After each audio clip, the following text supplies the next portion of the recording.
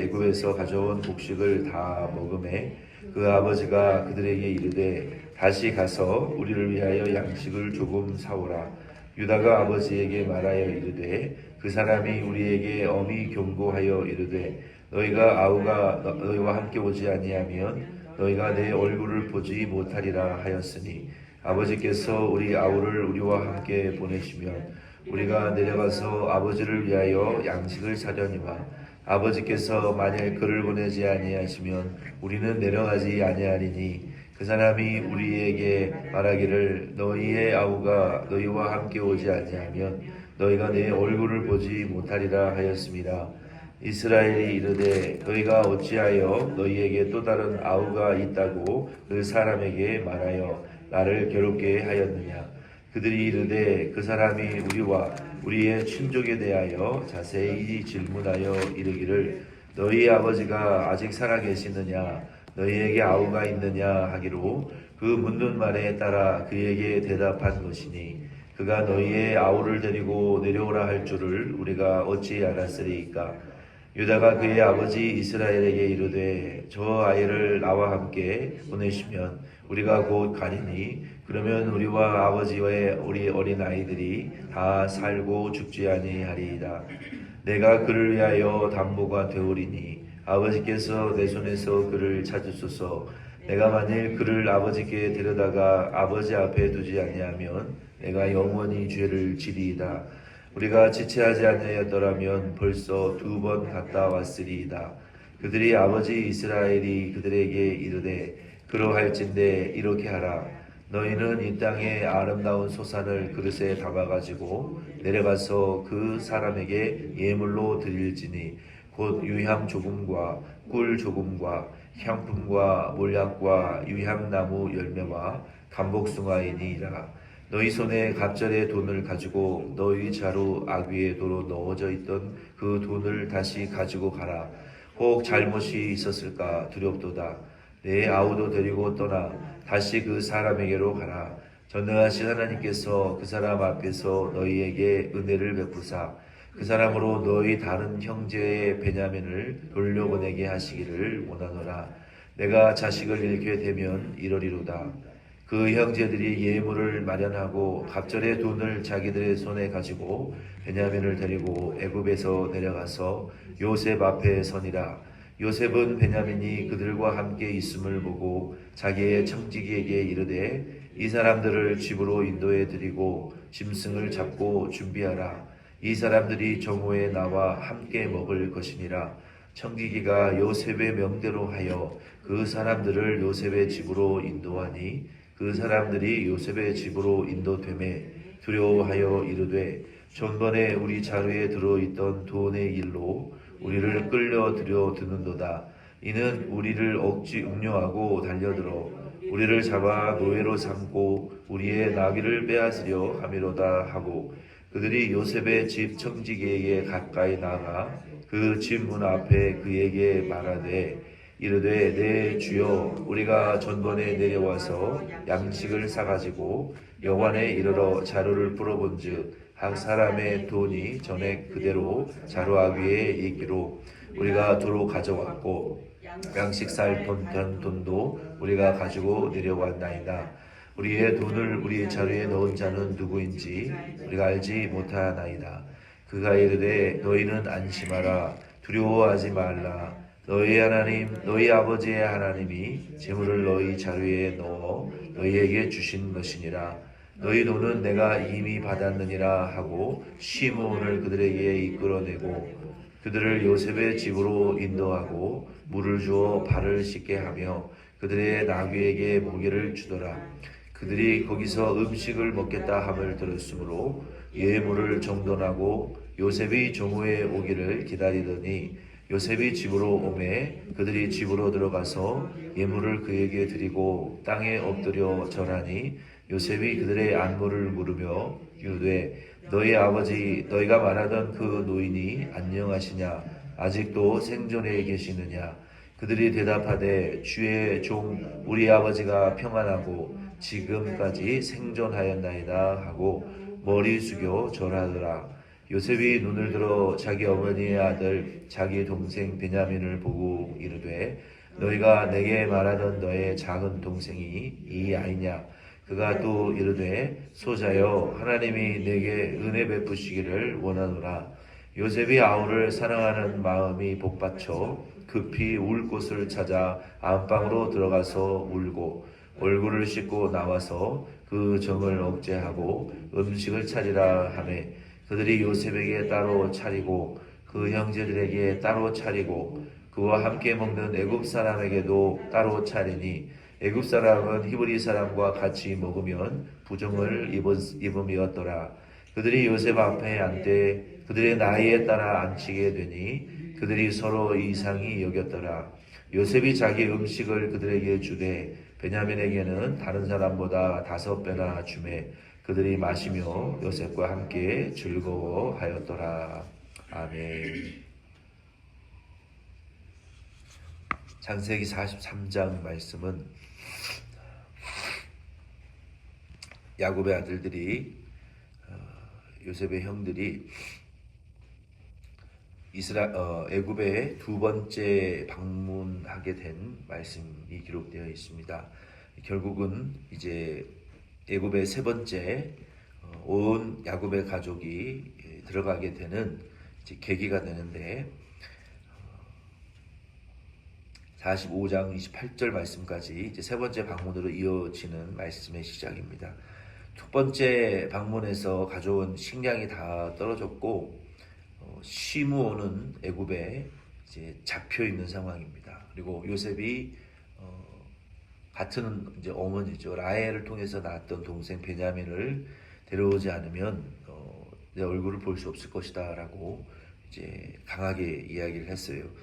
이 상황에서 야곱의 아들들은 돌아와서 아버지에게 이 모든 사실을 말씀드렸고 음식값이 곡식 더미에 도로 들어있었기 때문에 이게 도대체 어떻게 된 일인가 하고 몹시 궁금해하고 또 두려워했습니다. 그래서 야곱의 형들은 지금 이 무슨 일이 일어날 때마다 계속 두려워하고 있어요. 왜 두려워하냐면은 요셉에게 한 일이 아버지에게 발각될까봐 자신들이 했던 행동을 지금 통해서 어떤 조그만한 크고 작은 일들이 계속 일어날 때마다 계속 그 일로 인해서 두려워하고 양심의 가책을 받고 있는 그러한 상황이었어요. 이제 양식이 또 떨어졌고 주변에 흉년이 들었기 때문에 양식이 없었어요. 그래서 아버지 야곱이 다시 가서 양식을 좀 사와야 되겠다라고 이야기를 했고 이 형제들은 이제 올 것이 왔구나 하고 베냐민을 데려가지 않으면 요셉이 양식을 이제 팔지 않기로 했기 때문에 이 이야기를 다시 아버지에게 말씀을 드렸습니다. 근데 여기 43장 말씀에 보면은 유독 유다가 말을 많이 하고 그의 태도가 많이 바뀌어져 있는 것을 우리가 볼 수 있습니다. 3절로 5절이나 이제 8절 말씀에 보면은 유다가 아버지 야곱을 설득해요. 베냐민을 보내야 우리 온 가족이 시므온을 데려올 수 있고 양식을 가져와서 우리 온 가족이 살 수가 있습니다. 그러니 이 베냐민을 데리고 가게 해주십시오라고 유다가 설득을 합니다. 근데 이전에 유다의 태도는 그렇지 않았어요. 먼저 유다가 형제들에게 요셉을 노예로 팔자고 제안한 사람이 유다고, 그리고 37장 27절이나 38장 24절 말씀에 보면은 유다는 매우 냉정했어요. 며느리 다말이 임신한 것을 알고 불에 태워 죽이려고 했고, 그리고 그 며느리 다말과의 행동에 있어서 유다가 매우 냉정하고 참 그 인격이 되지 못한 것을 우리가 볼 수 있는데 44장 14절로 34절 말씀에도 보면은 이 장의 34절 중에 다음 장이죠. 다음 장의 34절 중에 20절에 거쳐서 유다가 발언을 합니다. 요셉에게 설득을 합니다.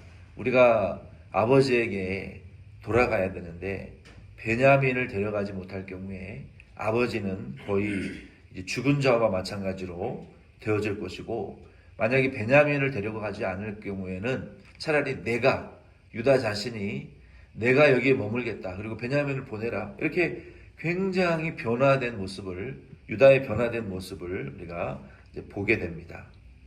어쨌든 이 유다가 지금 아버지를 설득을 했고, 그리고 이제 11절로 34절 말씀에 보면은 야곱은 베냐민을 안 보내고 싶은데 시므온과 가족 전체를 살리기 위해서는 보내야 되는 상황이기 때문에 전전긍긍하고 있고, 그리고 그 아들들은 다시 요셉에게 가고, 또 시므온과 베냐민을 이제 바꿔치기 해서 시몬을 데려와야 되고, 또 양식을 얻어와야 되고, 지난번에 각 곡식자루에 들어있었던 그 돈으로 인하여 몹시 지금 전전긍긍하고 있는 상황이에요. 그래서 이 요셉에게 한 행동이 아버지에게 발각될까봐 그들은 지금 공포에 막 떨고 있고, 또 모든 일어나는 일들이 심리적으로, 야, 이거 하나님이 우리가 요셉에게 이런 못된 이 짓을 해서 하나님이 심판하시는 것이 아니냐라고 굉장히 마음이 이제 불안해하고 있는 거예요. 우리도 하나님 앞에 회개하지 않을 때에는 자꾸 그런 생각이 들 수밖에 없어요.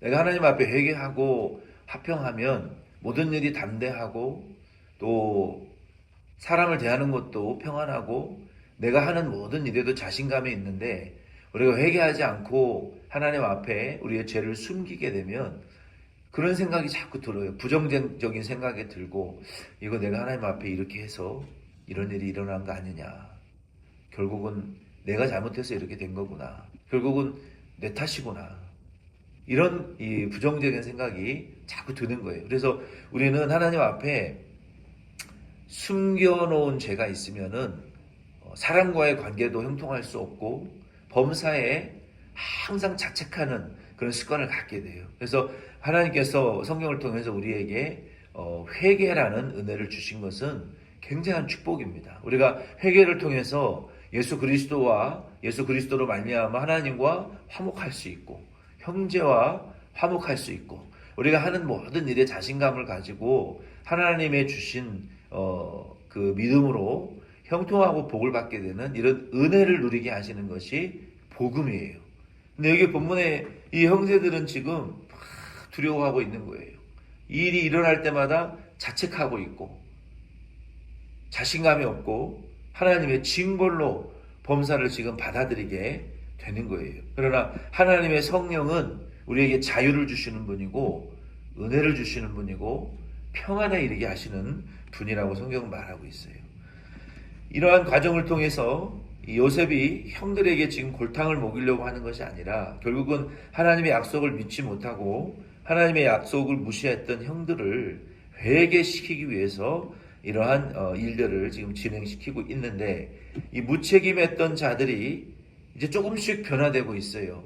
냉정하고 무책임했던 유다도 이제 책임감을 가지고 이 일들을 책임지려는 모습이 이제 여기 본문에 조금씩 등장하게 됩니다. 야곱도 사실은 이런 태도였던 것 같아요. 하나님께서 약속을 주셨어요. 근데 약속은 주셨는데 그 약속이 정말 귀하죠.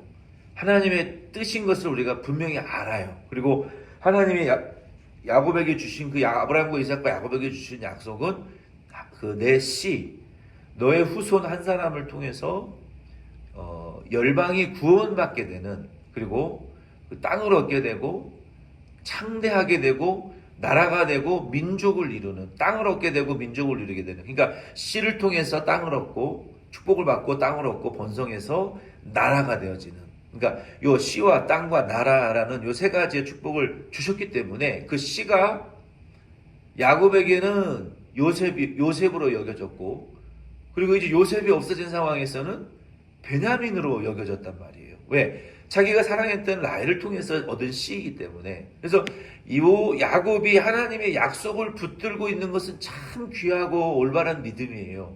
근데 야곱의 문제는 뭐였냐면은 그 씨를 통해서 약속하실 하나님을 온전히 좀 더 바라봤어야 됐는데 야곱에게 지금 너무 요셉에게 너무 집중이 되어 있는 거예요. 요셉이 없어지니까 하나님의 약속을 붙드는 건 좋았는데 베냐민에게 하나님보다 더 집중이 되어 있는 그 인간적인 모습, 그거는 믿음이 아니고 하나님 기뻐하시는 모습이 아니었던 거예요. 그래서 형제들은 형제들대로 믿음의 연단을 받은 것이고 요셉 때문에, 야곱은 하나님의 약속 때문에 그리고 요셉과 베냐민에 대한 애착이라는 약점 때문에 하나님의 약속과 연단을 받은 거예요. 그래서 이 야곱이 그 요셉에 대한 인간적인 애착, 베냐민에 대한 인간적인 애착, 그것을 아직 버리지 못한 상황이었기 때문에 하나님이 요셉을 통해서 야곱이 가지고 있는 그 인간적인 애착을 거두어내시고 온전한 믿음으로 바꾸기 위해서, 그리고 형제들은 하나님의 약속을 믿지 못하는 그 인간적인 그 아주 차별, 그리고 어머니가 다른 어머니에서 태어난 그 형제 간의 갈등과 그러한 시기와 하나님의 약속에 대한 전혀 믿음 없는 그들을 연단하시기 위해서 이러한 과정을 지금 요셉을 통해서 하나님이 이끌어가고 계신다는 거예요. 야곱에게 있어서 요셉과 베냐민은 하나님의 언약을 이루는 주체였지만, 다른 한편으로는 요셉과 베냐민은 야곱에게 있어서 하나님을 능가하는 의존의 대상이, 애착의 대상이 되었을 수도 있습니다. 그래서 결국은 이 일을 통해서 14절에 야곱이 이렇게 고백을 하는 거예요. 하나님께 기도하는 거예요. 전능하신 하나님께서 이제 베냐민을 보내면서 전능하신 하나님께서 그 사람 앞에서 너희에게 은혜를 베푸사 그 사람으로 너희 다른 형제 시므온이죠, 형제와 베냐민을 돌려보내게 하시기를 원하노라. 내가 자식을 잃게 되면 이르리로다 라고 하나님 앞에 기도하는 마음으로 베냐민을 보낸 거예요. 마치 하나님이 아브라함에게 내 독자 이삭을 번제물로 바쳐라. 1대 아브라함이 어렵고 2대 이삭은 어쩌면 아버지 아브라함의 덕으로 모든 것이 그냥 거저 수월하게 되어진 사람이에요. 근데 하나님이 3대째는 이걸 확인하시는 것 같아요. 3대째는 야곱에게 와서는 아브라함 1대에는 어렵죠. 프론티어니까 하나님 시험하시는 거예요. 이삭을 시험하시는 거예요. 2대 이삭에게 야곱은 그렇게 대단히 어려운 일이 없었어요. 그러나 2대째 야곱과 에서도 하나님이 시험을 하긴 하셨어요. 그러나 아브라함과 야곱만큼은 안 하신 것 같아요. 근데 3대째 와서 하나님이 야곱에게 강력하게 시험을 하시는 거예요. 믿음이. 이건 야곱에게 있어서, 아브라함에게 있어서 이삭과 같이 야곱에게 있어서 요셉과 베냐민을 통해서 하나님이 지금 강력하게 시험하시는 거예요. 그러나 아브라함이 이삭을 바쳤던 것처럼 지금 야곱도 바치는 거예요. 하나님 앞에. 내가 아브라함이 이삭을 번제단에 바치는 믿음과 같이 내가 자식들을 잊어버리면 잊어버리겠습니다. 자식이 없어도 하나님의 약속은 이루어질 것이라고 믿고 하나님이 새롭게 역사하실 것이라고, 하나님이 어떻게든 당신의 언약을 이루실 것이라고 믿고 하나님보다 베냐민과 요셉을 사랑했던 그 마음을, 애착을 지금 끊어내는 거예요. 하나님께 바치겠나이다. 이러한 믿음으로 야곱이 지금 변화되어지는 포문이 지금 열려지기 시작하는 거예요. 하나님을 전적으로 신뢰하는 야곱의 믿음으로 변화되어지기, 아브라함이 이삭을 바쳤던 그 때의 믿음으로 변화되어지는 과정이, 그 포문이 지금 열려진 거예요. 오늘 이 말씀을 통해서 저와 여러분도, 우리도 요셉처럼, 야곱처럼, 우리 베냐민과 요셉, 어차피 요셉은 잊어버린 걸로 생각하고 있었고 마지막 하나 남은 애착의 대상, 그 베냐민도 하나님보다 더 경외의 대상이요, 애착의 대상이요, 하나님보다 더 능가하고 의지하는 대상이었다면 우리도 하나님 앞에 그것 없이, 일은 안 되고 상황은 어려워질지라도 그 대상 없이라도 나 홀로라도 내 십자가 지고 나는 성령의 인도 따라 예수님 제자로 사명 감당하는 그러한 성도가 되겠습니다. 그렇게 고백하실 수 있는 오늘 하루 은혜의 하루가 되기를 예수의 이름으로 축복드립니다. 주기도문을 예배